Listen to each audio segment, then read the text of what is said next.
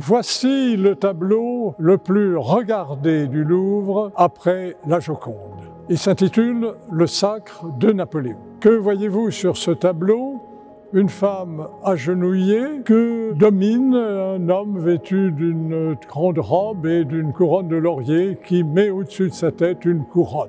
Le sacre de Napoléon, pour les touristes étrangers qui circulent dans cette salle, ils pensent que Napoléon doit être une femme. Le sacre de Napoléon est donc un titre absurde comme le tableau lui-même. Alors, comment l'expliquer? Initialement, Napoléon, sur ce tableau, devait se couronner lui-même au milieu du tableau. Mais David n'arrivait pas, nous avons de nombreuses esquisses, à le montrer se couronnant, c'était un peu ridicule et il n'occupait pas suffisamment la surface du tableau. David était embarrassé lorsque surgit Joséphine, l'épouse de Napoléon, et qui suggère que, au lieu de représenter le sacre de Napoléon, on représente son propre couronnement. C'est astucieux et c'est en même temps très perfide. En effet, Joséphine sait que son mariage avec Napoléon est de plus en plus compromis. Elle a déjà réussi, la veille du sacre, à se faire marier religieusement par le cardinal Fesch avec Napoléon.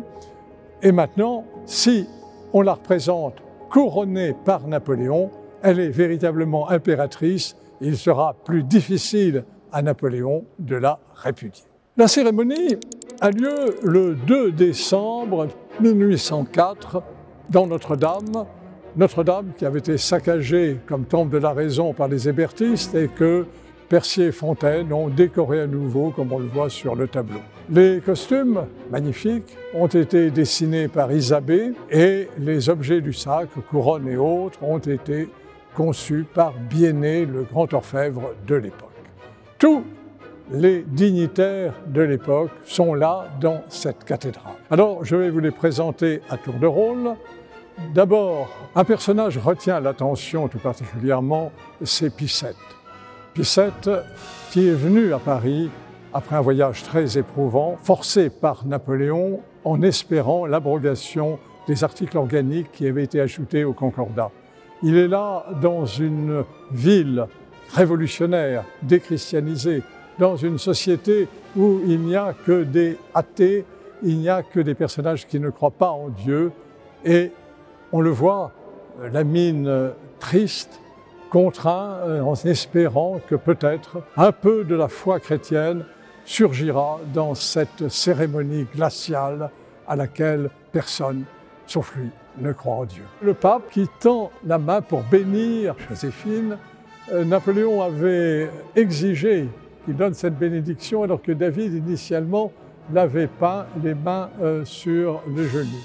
Dans l'angle gauche, nous avons les deux frères de Napoléon, Louis d'une part et Joseph de l'autre. Lucien n'est pas là, Lucien a été écarté car il est brouillé avec Napoléon et Jérôme est absent. Ensuite, vous avez les trois sœurs de Napoléon, Élisa, Caroline et Pauline, puis ensuite, tenant la main d'un petit garçon, c'est Hortense, Hortense qui est la fille de Joséphine, et le petit garçon, c'est celui qui doit être logiquement l'héritier du trône impérial consacré. En haut, dominant la masse des courtisans, vous apercevez un personnage empanaché, bizarre, c'est Duroc, l'aide de camp de Napoléon. Et dans l'angle là, c'est le cardinal du Bellois, l'archevêque de Paris, qui est donc chez lui, mais qui est ainsi relégué. Vous avez ensuite les maréchaux de Napoléon empanachés, et se détachant devant ces maréchaux,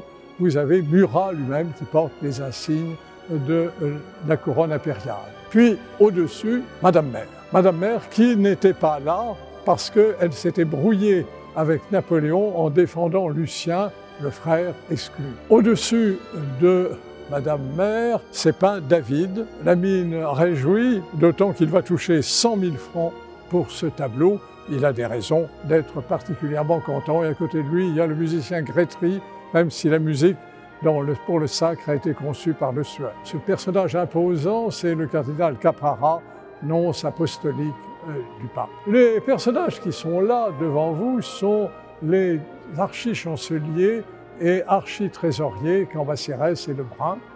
Et vous avez un personnage assez curieux dont on voit la main qui dépasse avec un sabre. Il a une position qui n'est pas du tout celle des autres, qui est beaucoup plus guerrière. C'est Eugène de Beauharnais, le fils de Joséphine et donc beau-fils de Napoléon. Quel est le sens de cette cérémonie? Il s'agit de fonder une nouvelle dynastie. La dynastie des Bourbons n'est plus représentée que par Louis XVIII, Podagre, qui est à l'étranger, où il s'est enfui, qui n'est reconnu que du bout des lèvres par les autres souverains, et en définitive, il n'a pas été sacré à Reims. Tandis que Napoléon, en se faisant sacrer à Notre-Dame, fonde une nouvelle dynastie, la dynastie des Bonaparte. Dynastie donc qui va régner désormais sur la France. C'est du moins le sens de cette cérémonie. En fait, nous le savons, ce sacre n'a pas correspondu à la fondation d'une nouvelle dynastie. En 1812, lorsqu'on annoncera la mort de Napoléon fausse en Russie, personne ne songera au roi de Rome comme héritier de Napoléon.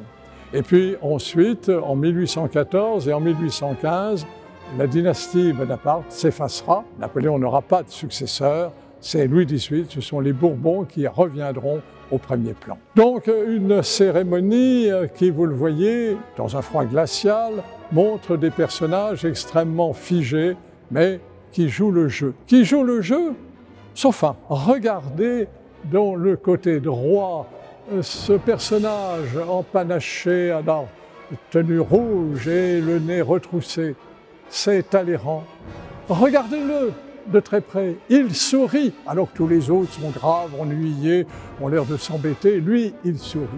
Il a déjà assisté au sacre de Louis XVI, et il assistera au sacre de Charles X, et là, eh bien, il assiste à ce sacre auquel il ne croit pas. Cette cérémonie, à ses yeux, est inutile, il n'y aura pas de dynastie des Bonaparte, il en est convaincu, il s'apprête d'ailleurs à les trahir, et donc la cérémonie se transforme en une mascarade, une capucinade, comme dira l'un des maréchaux qui sont là, et par conséquent une cérémonie absurde présentant le couronnement de Joséphine et non de Napoléon, et une cérémonie qui n'aura pas de suite. Et pourtant, ce tableau est le plus regardé au Louvre après la Joconde.